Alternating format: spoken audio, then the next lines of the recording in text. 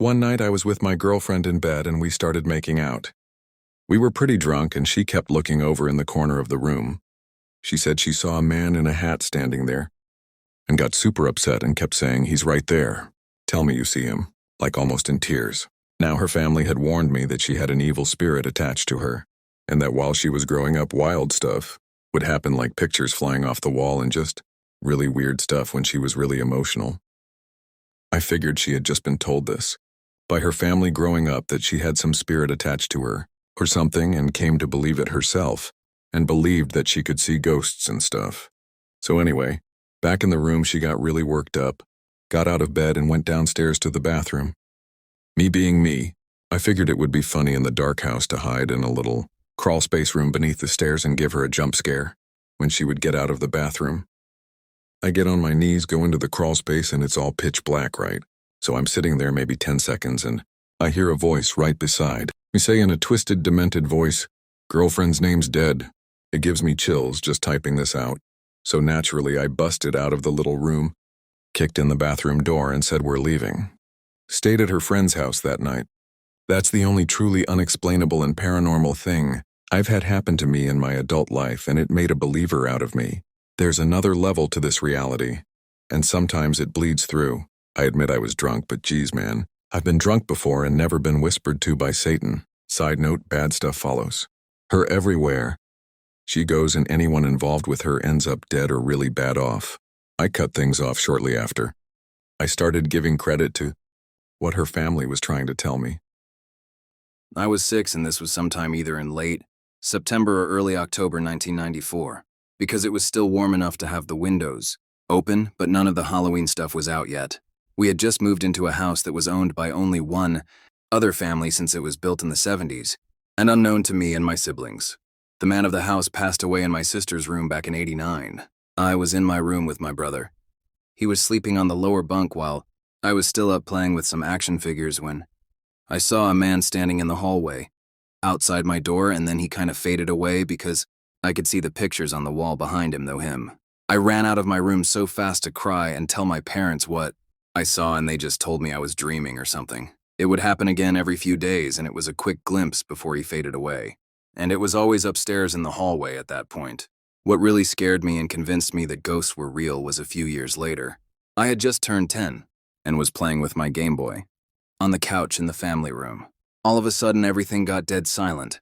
The sound from the Game Boy stopped, and the man I would see upstairs was now standing near the door to the basement and crawl space, just pointing, and had this angry look on his face. It looked like he was trying to scream, but no sound came out, and then as fast as he appeared and as fast as the sound went away, it all came back and he was gone. I ran outside to find my parents, told them what I saw and that I was really scared now of the man. Unfortunately, that was the last time I saw him in that house, and when we moved a few years later, it became forgotten about. I brought it up at a family dinner a couple of years ago, and turns out both my siblings saw the man too. My sister had it worse as he died in her room, and I guess would move stuff and stand in the mirror. My parents both admit they knew about the guy dying in the house from the realtor, but never told us to not scare us. But when I started telling them what I saw, they believed me. My dad said he never saw anything weird, but my mom said when she was at home, alone when all us kids were at school, she would hear a man talking from the basement like he was angry and looking for something. My wife and I worked in the medical field. While Crystal commuted to DC, I worked 7P7A at the local hospital. I would come home in the mornings, and to be quiet and let Chris sleep, I would go downstairs to a finished basement. It was nice where I had a desk at one end of the room and a floor model, television at the other end. So I'm sitting at my desk working on a model and listening to Washington Journal on CS-PAN, directly on the other side of my desk. I notice a small glowing orb about 3 feet off of the ground. I'm completely dumbstruck watching this thing. Soon, this self-sustaining energy ball starts growing. As its size increases, the best description of this energy would be that of a snowy TV screen. If you older folk remember what appeared on our television, screens after the national anthem concluded on our B&W TVs. This grew into a size of about 4 by 2 wide. It suddenly shot off at an amazing speed across the room and through my television. Shutting off the TV, while I continued to sit behind my desk in utter amazement. I guess if it had been at night, maybe I would have been scared or felt some fear. Shock best describes it. I told Chris after she was up and getting ready for work. Her response was, "Sometimes I come home, and as soon as I am walking through the front door, I think I hear people talking upstairs, but as my attention directs towards the sound, all is quiet." This home is in Spotsylvania County. Historically, there were huge Civil War battles and thousands killed in the area. There is a ghost walking tour in Old Town Fredericksburg. We both lived there before we were married and had some creepy happenings, but that's another story. I've lived in the same house my entire life.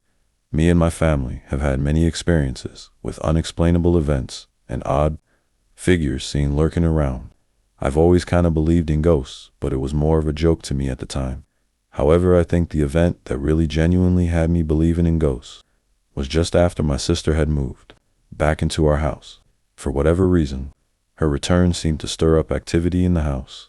After things had been relatively quiet for the past few years, I would see shadow figures passing the rooms and randomly get goosebumps. When I mentioned all this to my sister, she agreed and said that while she slept in the living room at night, she could constantly hear something walking through the living room in the night. Some of our other guests who have slept in our living room have said similar things. There's also this one entity that usually stays in the bathroom by the sink for some reason, and when you walk through the hallway past the bathroom, you can catch a glimpse of its dark figure in the mirror, and it honestly just looks like it's staring at itself. My sister has supposedly had interactions with this ghost, saying that it would flicker lights while she was showering as a young teen. She would then get angry and threaten it. Usually nothing would happen, but this one time, she had stepped out of the shower and said she could see handprints, and what looked like someone had dragged their fingers across the fogged-up mirror. And when she looked more closely, she could see some dark figure behind her in the mirror, just standing there menacingly. I have several stories from many different people, but this comment is getting long, so I will leave off here. I have sleep paralysis often enough to know that this was not it. It was also not my usual sleep paralysis monster, one can say. I was sleeping alone in my childhood bedroom. It was early morning and I heard my alarm ring, so I opened my eyes, but before I can move, something jumps from the wall against which the bed's headboard is and onto my legs. It felt like it was a huge man or animal. It was dark and scary. I shouted for my father, who had been already walking to my room to wake me up. He heard me shout and ran in and turned on the lights. There was nothing there, just me with my hands on my face shouting bloody murder. It is noteworthy to add that I have not liked my childhood room ever. I definitely feel that something not good is in there. When my sister moved out for college, I started sleeping with my grandparents in the other room. The doors remained open throughout the night, and I would often hear my sister's voice calling for me from the room. My sister is a scaredy cat who used to wake up in the middle of the night and ask me to turn on the lights. It was the same voice, tone, and everything. Once I got so scared that I made my parents call my sister in the middle of the night to check if she was alright. I thought it might be my sisterly love warning me or something equally cringe. I don't like the room at all and refuse to be there alone during nighttime. We lived in Mexico when I was a kid. My room did not have a door, so the light from the hallway would reflect on this really big wardrobe that my grandfather built for us. One night I wake up and I see a shadow of a tall, fat man on the wardrobe. At first I thought it was my father that was standing on the doorway checking up on me. But no, I looked at the doorway and there was no one there. I looked back at the wardrobe and the shadow was still there. Then it started walking back and forth. That's when I started to get really scared. I couldn't speak, I couldn't move, and my eyes were wide open looking at this shadow walking back and forth. Then when he was making his way towards my direction, instead of turning around and walking back the other direction, he walked straight towards my bed. I was frozen. Before reaching my bed, he reached the dark side of my room, and that was it.